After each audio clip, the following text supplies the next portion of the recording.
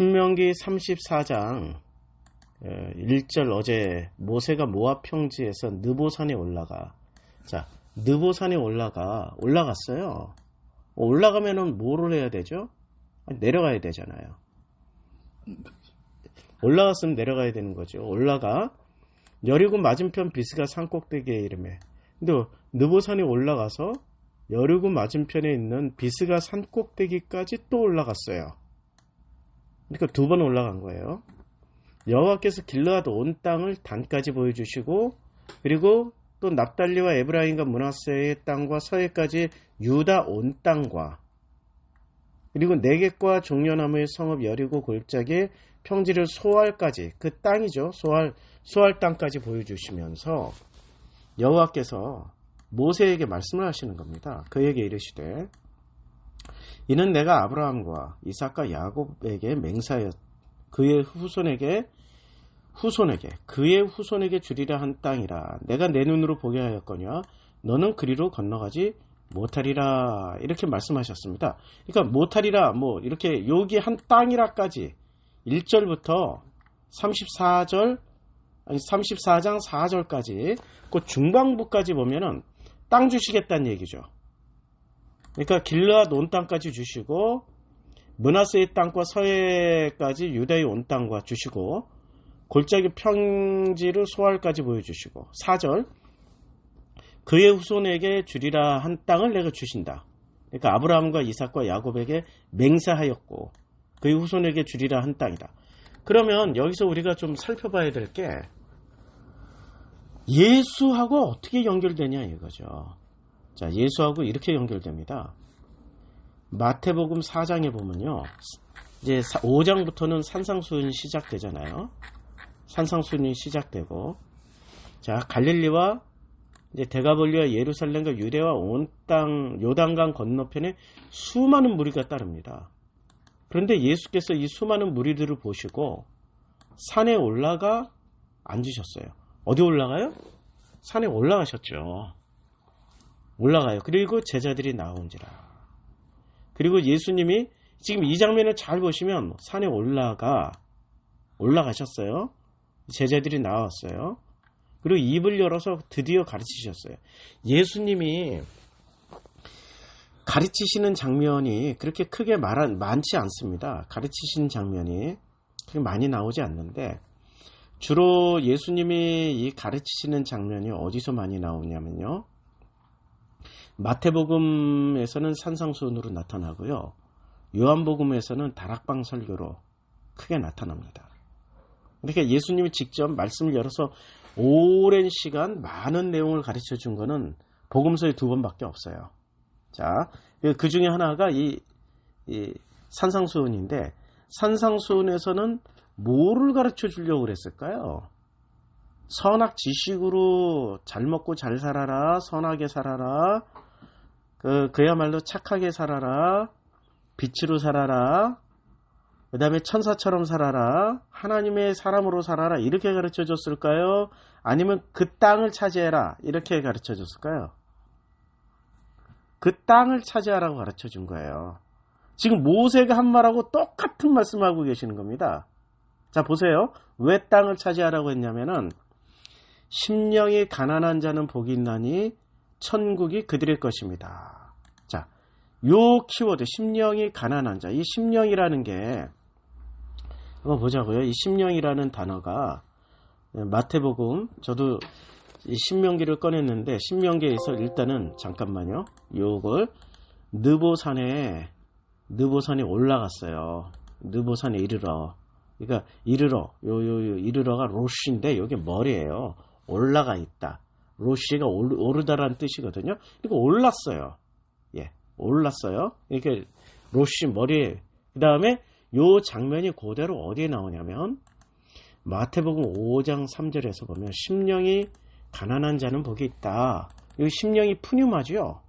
여기 푸뉴마입니다. 그런데 이 푸뉴마가, 예, 자, 이 심령이 푸뉴마인데, 자, 한번 보자고요. 푸뉴마라는 단어가 어떻게 연결이 되는지, 이렇게. 자, 푸뉴마가 심령이라고 번역이 되어 있는데요. 근데 그 푸뉴마가 이제 하나씩 보자고요. 이 푸뉴마가 요 푸뉴마잖아요. 푸뉴마. 요 푸뉴마가 분명히 여기 심령이라고 번역이 되어 있어요. 이 마가복음에 가면은 자 푸뉴마가 뭐로 번역이 되어 있어요? 요 박스 안에가 푸뉴마거든요. 푸뉴마가 성령이라고 번역되어 있죠. 예, 여기 박스가 이렇게 칠해져 성령이라고 번역되어 있죠. 성령이 곧 예수를 광야로 몰아내신지라 성령이라고 번역되어 있고요. 그 다음에 이 푸뉴마가 놀랍게도 또 여기서 보면 뭐로 번역이 되어 있냐면 성령이라고 지금 0으로 번역이 되어 있어요. 이때는 또 0으로 번역되어 있어요. 푸뉴마가 0으로 번역되어 있고, 자, 또 이 푸뉴마가 마가복음 1장 26절은 더러운 귀신이 그 사람을 경련을 일으키게 하는 자. 그러니까 더러운 뭐로 번역이 되어 있어요? 이 푸뉴마가 귀신이라고 번역되어 있죠. 이 박스 안에 귀신이라고. 마찬가지로 마가복음 1장 27절에서도 귀신들이 이렇게 귀신이라고 번역이 되어 있습니다. 푸뉴마가 귀신. 그럼 마가복음 이게 자꾸 성경이 왔다 갔다 하니까 제가 마가복음 3장 11절에는 귀신들이라고 아예 번역을 했어요. 더러운 귀신들도 귀신이라고 번역을 했죠. 그렇죠? 그 다음에 마가복음 5장 2절에서는 거라사에 미친 사람 얘기가 나오잖아요. 귀신이라고 번역을 했어요. 푸뉴마가. 그러니까 이 푸뉴마라는 게 요게 지금 푸뉴마란 말이에요. 이게 푸뉴마입니다. 이걸로 주석을 작성하는 게 더 편하네. 자, 푸뉴마인데 푸뉴마는 마음으로도 번역이 되고 그 다음에 영으로도 번역이 되고 성령으로도 번역이 되고 그 다음에 귀신으로도 번역이 돼요. 그러니까 푸뉴마는 놀랍도록 다양하게 번역이 됩니다. 이 푸뉴마라는 단어 자체가 마음으로도 번역이 되고 영 무슨 영 할 때 그 다음에 이 영이 또 결정이 돼요. 성령으로 결정이 되든지 귀신으로도 결정이 돼요. 그런데 요때 이제 이 마음은 이 푸뉴마라는 게 이렇게 결정이 되지만 우리는 다시 한번 이 푸뉴마를 여기에 수식어가 붙어요. 하게오스 푸뉴마가 푸뉴마 그냥 하게오스가 붙으면은 요때는 결론이 뭐가 되냐면 성령이 돼요. 성령으로 번역이 되고요. 그 다음에 여기 아카달토스가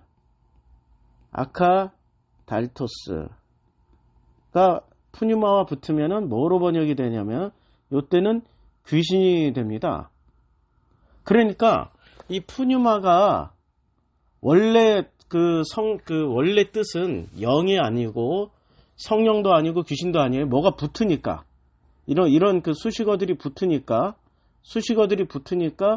푸뉴마 하게오스 하면 성령 되고 푸뉴마 아카달토스 하면 귀신이 되는 거거든요. 요 푸뉴마가 사실은 뭐로 번역이 되냐면은 마음으로 번역이 되는 겁니다. 이 마음에 하게오스가 무슨 뜻이냐면 순수하다, 깨끗하다. 그러니까 하게오스, 아기 기적이 순수한, 깨끗한 아기 기적이 하게오스. 그 다음에 아카달토스 하면은 더럽다. 그러니까 더러운 마음은 귀신이 되는 거고 깨끗한 마음은 성령이 되는 겁니다.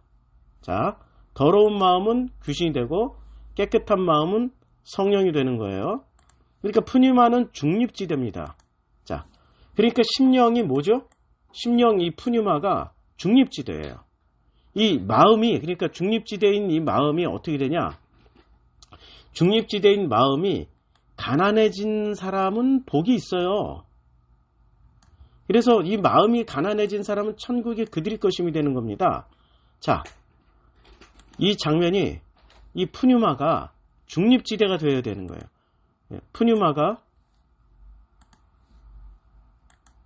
푸뉴마가 중립지대가 되어가지고 중립이 되어서 그 어떤 것도 섞이지 않으면 돼요. 그런데 가능하면 어떤 게 섞여야 돼요? 하기오스가 섞여서 성령이 인도하시는 길로 따라가야 되는 거죠. 지금 이 마태복음 산상수훈은 예수님도 어떤 지금 모세가 했던 행위를 고스란히 그대로 반복해서 하시는 거예요. 그대로 반복해서 하시는데 무리를 보시고 어디에 가요? 산에 올라가 앉으셨어요. 산에 올라가서 우리들에게 뭐를 주시려고 했냐면은 심령이라는 것을 주셨어요. 마음. 근데 이 마음은 가난해져야 돼. 왜 가난해져야 돼요? 마음에는 뭐가 가득 차 있습니까? 우리가 그 기초성경 공부할 때 창세기 3장에서 우리 마음에는 뭐가 가득히 담겨 있어요? 그것을 먹는 날에는 그것이 뭐예요? 선악지식을 먹는 날에는 우리 눈이 밝아져서 하나님같이 되어 선악을 알게 되는, 하나님처럼 되는 마음을 가지고 있다고. 눈이 밝아져서 이 세상 모든 이치를 깨닫게 되는 그 마음을 가지고 있다고. 돈을 선택할래요? 아니면 지혜와 지식을 선택할래요? 하면 요새는 돈을 많이 선택한다고 그래. 근데 제가 어렸을 때만 해도 많은 분들이 돈보다는, 왜냐면 가난해서 돈을 잘 몰랐어, 지혜와 지식을 선택한다고 그랬거든. 그게 바로 선악 지식 열매라는 것을 우리는 알아야 되는 거죠. 그래서 그들이 눈이 밝아졌어요. 선악 지식으로. 그러니까 이 마음이 가난해져야 된다라는 말씀은 왜 가난해져야 돼요? 선악 지식으로 가득 차 있으니까. 심령이라고 번역하면 안 되고 마음이 가난한 자는. 그러니까 마음을 비우라는 것은 선악 지식을 비워야 되는 거죠. 복이 있어요. 그들이 천국이 그들의 것이에요. 그 다음에 마음이, 이제 애통은 어디서 일어나요? 마음에서 일어나죠. 온유한 거는 어디서 일어나요? 마음에서 일어나죠. 의에 줄이고 목마른 것은 어디서 일어나요? 마음에서 일어나죠. 긍휼히 여기는 것은 어디서 일어나요? 마음에서 일어나잖아요. 마음이 청결하잖아요. 마음에서 일어나잖아요. 청결해지는 건 마음에서 일어나잖아요. 화평하게 하는 것은 어디서 일어나요? 마음에서 일어나잖아요. 의를 위하여 박해를 받는 것은 어디서 일어나요? 마음에서 일어나잖아요. 그리고 예수로 말미암아서 우리가 욕먹고 박해받고 거짓으로 우리가 모든 일에 불이익을 당할 때도 우리에게 복이 있다라는 게 어디서 일어나요? 마음에서 일어나요. 기뻐하고 즐거워하라. 어디서? 마음에서 기뻐하고 즐거워하라.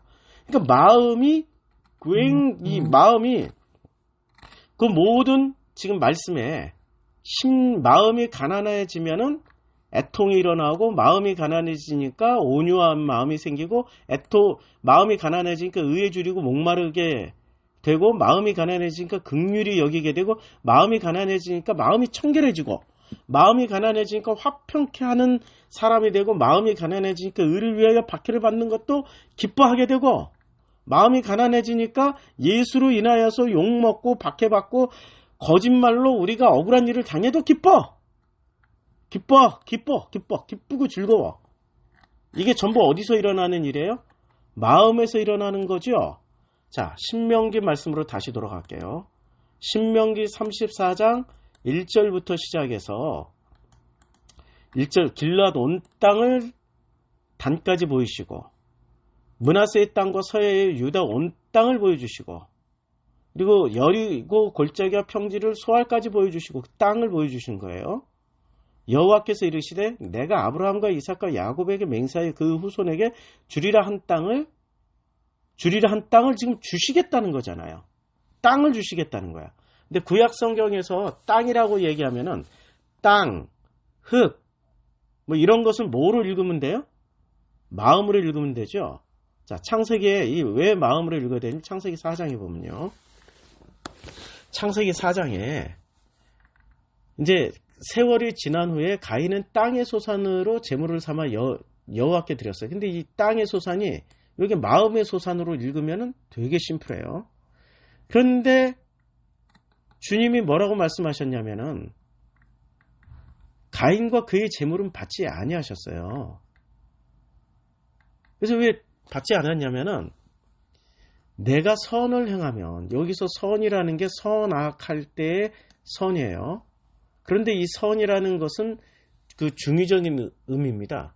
이 선이 토부가 선으로도 번역이 되고 아름답다라고도 번역이 되고 멋지다, 우아하다, 뭐 밝다, 뭐 여러 가지로 번역이 됩니다. 그 선을 행하지 아니하면, 그러니까 선이 뭐죠? 여기서 주님이 말씀하실 때 선악의 선이 아니고요. 단어는 토부, 선악할 때 토부 라, 선이라고 번역을 했는데 실제 선이라는 것은 여호와의 마음을 가지지 않고 있으면 죄가 문 앞에 엎드려 있느니라 라는 말이에요. 자, 그러니까 가인이 그의 아우 아벨에게 말하고 그들이 들에 있을 때 가인이 그의 아우 아벨을 쳐 죽였어요. 쳐 죽였을 때 뭐로 때려 죽였을까요? 선으로 때려 죽인 거야. 여호와의 마음과 함께하는 선이 아니고 자기가 가지고 있는 선악 지식에 의해서 가인의 아우 아벨을 때려 죽이는 거죠. 아니 사람이 못된 짓 할 때 난 못된 짓 할 거야 하고 못된 짓 하는 사람이 아니라 다 합리화하고 변명하고 자기의 그 입장을 다 정리해 놓고 나쁜 짓을 하잖아요. 아니 그렇잖아요. 나쁜 짓 할 때 자기 혼자 난 나쁜 짓 할 거야. 난 나쁜 짓 하고 말 거야. 이런 사람들은 별로 없다고요. 자기가 확실하게 무언가를 하기 위해서는 합리화와 변명을 하는데 합리화와 변명의 도구가 뭐냐면은 선악으로 합리화 변명을 하죠. 선이라는 지식을 가지고 합리화 시켜놓고 다 만들어 놓고 때려 죽인단 말이에요. 자, 그리고 이제 주님이 말씀하십니다. 이르시되 내가 무엇을 하였느냐? 내 아우의 핏소리가 땅에서부터 내게 호소하느니라. 땅이 그 입을 벌려 내 손에서 내 아우의 피를 받았은즉 내가 땅에서 저주를 받아 내가 밭을 갈아도 땅이 다시는 그 효력을 내게 주지 아니할 것이요 너는 땅에서 피하면 유리하는 자가 되리라. 땅에서 피하면서 유리하는 자가 되어도 절대로 피할 수가 없는 거예요. 땅이 그 입을 벌려 내 손에서부터 내 아우의 피를 받았은즉 내가 땅에서 저주를 받는다. 이게 무슨 말입니까? 땅에서부터 뭐가 내 아우의 핏소리가 땅에서부터 호소해요. 아니 땅이 그러면 인격화가 돼 있고 땅이 의인화가 돼 있어서 땅이 그러면 소리를 질러야 되잖아. 근데 땅이 소리를 지른 적이 있습니까? 없죠. 땅은 절대 소리를 안 질러요. 땅은 땅일 뿐이야. 산은 산이고 물은 물일 뿐이야. 그러면 땅을 이렇게 해석하면 확실하게 해석이 돼요. 땅을 전부 다 마음으로 해석해. 아우의 핏소리가 내 마음에서부터 내게 호소하느니라. 마음이 그 입을 벌려서 내 손에서 내 아우의 피를 받았은즉 내가 마음에서 저주를 받은 거야. 마음에서 저주를 받았기 때문에 내가 마음을 아무리 갈아도 마음이 다시는 그 효력을 내게 주지 아니할 것이요. 너는 마음에서 피하며 유리하는 자. 자, 마음에서 피하면서 유리를 하게 되니까 어떻게 됩니까? 피해도 피할 수가 없는 거예요. 땅에서는 피할 장소가 있다니까. 그냥 두꺼운 토치카 같은 두꺼운 1m, 2m짜리 성벽 짓고 딱 숨어버리면 안심하거든. 땅에서 피할 자리가 되거든. 그런데 마음은 피할 길이 단 한 곳도 없는 거예요. 이게 지금 마음 얘기지 땅 얘기가 아니란 말이에요. 이해가 되죠? 마음 얘기예요. 땅 얘기가 아닙니다. 성경에서 그러니까 창세기에서 말씀하고 있는 거는 땅 이꼴 마음이라고 생각하시면 돼요. 왜 예수님이 산상수훈에서 그 마음이 구약 성경에선 땅이었어. 보여드릴게요. 구약 성경에서 왜 땅이었는지 예수님이 설명하신 걸 잘 보라고. 마태복음 5장에서 보면요. 자, 그들이 온유한 자는 뭐를 기업으로 받아요? 예, 땅을 기업으로 받는 거예요. 그런데 온유한 자가 땅을 기업으로 받았어요? 구약 성경에서 제일 온유한 사람이 누구였습니까? 아니 성경을 통해서 제일 온유한 사람이 모세였잖아요. 모세가 땅을 기업으로 받았어요? 아니 보시라고요. 그게 바로 34장에 지금 이 문제가 해결이 돼야 성경이 앞뒤가 맞는 거 아니에요? 자, 모세는 모압 땅에서 죽었어요. 그리고 맞은편 모압 땅에 있는 골짜기에 장사되어 버렸어요. 오늘날까지 그에 묻힌 것을 아는 자 하나도 없어. 땅 한 평도 어디 있는지도 몰라. 묻힌 땅 한 평도. 그러니까 모세는 눈에 보이는 땅을 물려받은 사람이 아니라 마음이 지구상에서 성경에서 제일 온유한 사람이 모세였는데 모세가 땅을 기업으로 받지 못했잖아요. 그 땅 들어가기 전에 돌아가셨으니까. 그런데 성경에서는 마태복음 5장에서는 뭐라고 말씀하고 있습니까? 온유한 자는 복이 있나니 그들이 땅을 기업으로 받을 것이요. 그러면 모세는 뭐를 받은 거야? 눈에 보이는 땅을 받은겨? 아니면은 진짜 이 땅, 이 꼴 마음, 하나님의 마음을 받은 거예요? 놀랍도록 하나님의 마음을 받은 분이 모세예요. 그러니까 구약 성경에서는 땅이라고 얘기했고 예수님은 오셔서 그걸 마음이라고 해석을 해준 거예요. 땅이 마음이야. 땅이 마음이라고 이렇게 해석을 해주신 거예요. 그러니까 우리가 물려받을 것은 땅이야 라고 생각하면 그 사람은 부동산 부자가 되겠지. 근데 부동산 부자 손 들어보세요. 없지.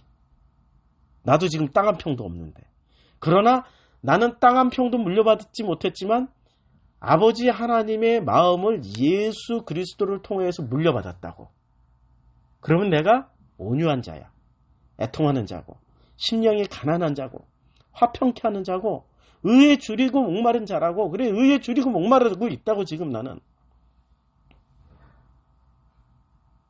그게 복이잖아요. 땅 몇 평 받았다고 그게 복이 아니라 그 마음을 물려받은 게 복이라고. 그 마음을 물려받은 게, 그 마음을 물려받은 게 복이라고. 그게 우리가 받을 수 있는 최고의 선물입니다. 이 마음이 죽은 자들 가운데 누워 있다가 깨어나는 게 이게 복이라고요. 자, 이것도 바울도 이걸 알았어. 바울도 보면 에베소서 5장에서 보면 너희가 전에는 어둠이더니 이제는 주 안에서 빛이라. 빛의 자녀들처럼 행하라. 빛의 열매는 모든 착함과 의로움과 진실함에. 착함과 의로움과 진실은 내 행위에 있는 게 아니고요. 아버지 하나님의 그 마음을 품을 때 착함과 의로움과 진실함에 있는 게. 내가 아무리 행위를 한다고 하나님 알아주시나? 아니, 개미가 정말 선한 행위를 해. 나를 위해서 주인님 하면서 개미가 온갖 선하고 착한 의로운 행위를 하는데 내가 보기엔 그건 개미짓이야. 그냥 개미짓. 그 선함과 착함과 의로움과 진실함이라고 그들은 생각하지만 내가 보기엔 개미들의 행위밖에 안 돼. 그런데 내가 누군가에게 착하고 의롭고 진실함이라는 것은 언제 느끼냐면 마음이 통할 때. 주를 기쁘시게 할 게 뭐예요? 그 마음을 하나님 아버지의 그 마음을 예수를 통하여서 같이 공유할 때 그게 바로 우리 하나님을 가장 기쁘게 해주시는 일이죠. 그래서 바울이 이렇게 이야기합니다. 잠자는 자여 깨어서 죽은 자들 가운데서 일어나라. 그리스도께서 너에게 비추이시리라. 그러니까 우리의 마음은 잠자는 자들이었어요. 죽은 자들 가운데 누워 있었던 잠자는 사람들이었다고. 우리 마음이 깨어나기까지는 잠자는 자들이었다고요. 근데 이걸 신약 성경에서는 마음이라고 표현하고 있고 구약 성경에서는 철저하게 땅이라고 표현하고 있습니다. 온 땅. 전부 다 땅이라고 표현하고 있어요. 이 땅을 이제 물려받는 거야. 가나안 땅을 물려받는데 그 가나안 땅은 어떤 땅입니까? 이제 물려받는데 문제가 생겨요. 이 물려받음에 어떤 문제가 생깁니까? 가나안 땅을 물려받는데 어떤 문제가 생기냐면은 자, 그리기. 이 가나안 땅에 가나안을 땅이라고 우리는 표현을 하고 있지만 예수님이 재해석해 주셨어요. 이 땅은 마음이란 말이에요. 자, 가나안 땅에 젖과 꿀이 흘러. 이 땅에 젖과 꿀이 흘러. 근데 들어가는 순간 젖과 꿀이 흘렀습니까? 대부분 사막이고 대부분 황무지였는데 젖과 꿀이 흐르지 않잖아요. 딱 젖과 꿀이 흐르는 마음으로 생각하면 너무 쉽잖아요.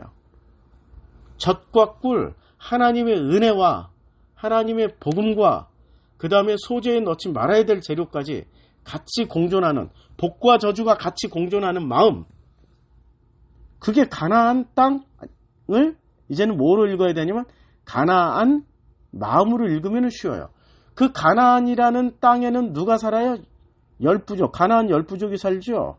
그래서 제가 이 민수기하고 신명기 초반부에 이 열부족의 의미를 다 설명을 해줬어요. 열부족 중에 끝까지 이스라엘 사람들을 대표로 괴롭히던 분들이 누구였습니까? 아모리였어요. 아모리 족속. 근데 이 아모리의 뜻이 뭐예요? 평판 듣기를 좋아하고, 좋은 칭찬 듣기를 좋아하고, 사람들로부터 좋은 소리 듣기 좋아하는 사람. 아모리는 한마디로 말하면 선 중에 선이야. 선 중에 선. 선 중에서 good of good, 뭐 이렇게 영어로 표현하면 굉장한 선한 사람들의 모습을 띠고 있는 게 아모리라고. 사람들로 평판 듣기 좋아, 사람들이 인정받기 좋아, 사람들에 의해서 사람들이 막 칭찬해주면 하나님 감사합니다 했던 이런 사람들이 아모리라고. 그 사람들이 예수 당시에 누구로 표현돼요? 아모리가 바리새로 표현되잖아요. 헌금할 때 짤랑짤랑하고 헌금하고, 금식할 때는 막 괴로운, 씻지도 않고 막 괴로운 이러면서 나는 금식 이러면서 선을 막 보여주려고 엄청 노력을 하잖아. 그래서 사람들에게 좋은 평판을 들으려고 무지 노력했던 사람들이 바리새였잖아요. 가나안 땅에 이 아모리가 있었다고. 가나안 땅에. 그쵸? 자, 그러면은 가나안 땅의 열부족을 다 제거하는 게 목적이라면은, 이게 땅 얘기를 뭐로 읽어야 돼? 마음으로 읽게 되면 어떻게 됩니까? 마음으로 읽게 되면 뭐를 읽어야 돼? 자, 이 마음을, 우리 마음 가운데 이 열부족이라는 걸 제거하는 전쟁, 이게 여호수아 전쟁이라고. 가나안 정복 전쟁. 과거에는 가나안 열부족과 싸웠더라면은 지금은 누구하고 싸우는 거야? 내 마음과 싸우는 거란 말이에요. 가나안 열부족을 싹 비워버렸어. 그러면 싹 비워버리면 뭐가 돼요? 싹 비운 그것을 심령이 가난해졌다, 마음이 가난해졌다라고 표현하는 겁니다. 그치요? 마음이 가난해진 거에 이게 심령이 가난해진 것, 이게 마음이 가난해진 겁니다. 자, 그러면은 다시 성경으로 돌아가서 34장 1절부터 시작해서 34장 4절까지 땅을 다 보여주셨어. 그러면 아브라함과 이삭과 야곱에게 맹세하여 그의 후손에게 주리라 한 땅, 이 땅은 실제 구약 성경에서는 땅이지만 예수님 당시에서는 정복전쟁을 할 수가 없잖아요. 로마가 강력한 국가니까. 그러면 예수님은 땅을 뭐로 해석을 해서 물려주셨어요? 우리들에게 마음을 물려주시려고 했다고. 마음으로 해석해서, 이 땅을 마음으로 해석해서 이 마음을 물려주시려고 했다고. 그래서 모세는 굳이 그 마음을 물려받았잖아. 온유한 자니까. 그 땅을 기업으로 이미 받았잖아. 그러니까 그 땅을 기업으로 받았기 때문에 이에 여호와의 종 모세가 여호와의 말씀대로 모압 땅에서 죽게 되어도 아멘 할 수 있는 거죠. 할렐루야. 맞죠? 여호와의 종 모세가 여호와의 말씀대로 모압 땅에서 죽어도 모세는 이미 그 땅, 온유한 자는 복이 있나니 땅을 기업으로 받을 것이며 라고 예수께서 해석을 해주신 것처럼 그 땅에 안 들어가도 돼. 왜냐면 그 땅은 눈에 보이는 땅, 상징적인 땅이지만 실제 땅은 마음이기 때문에 모세는 이미 마음이 가난해질 대로 가난해져서 애통해 했고, 온유했고, 화평케 했고, 의에 줄이고 목말라서 그 고난을 당했고, 그랬기 때문에 모세는 놀랍게도 여호와의 말씀대로 그 마음을 가졌기 때문에 가나안 땅 안 들어가도 되었다라는 얘기입니다. 그래서 오늘 34장 1절부터 5절까지 말씀을 나눴습니다. 자, 이제 말씀을 여기서 마치고 우리가 기도하고 마치고 나머지 30분 12시까지는 말씀을 함께 나누는 시간을 갖겠습니다. 제가 기도하겠습니다. 하나님, 우리에게 모세가 물려받은 땅, 그 땅을 허락하여 주심을 감사드립니다. 이제 모세가 받은 아버지 하나님의 그 마음, 이제는 우리도 예수 그리스도를 통해서 모세가 받았던 그 마음 우리도 받기를 원하나이다. 허락하여 주시옵소서. 예수님의 이름으로 기도드렸습니다. 아멘.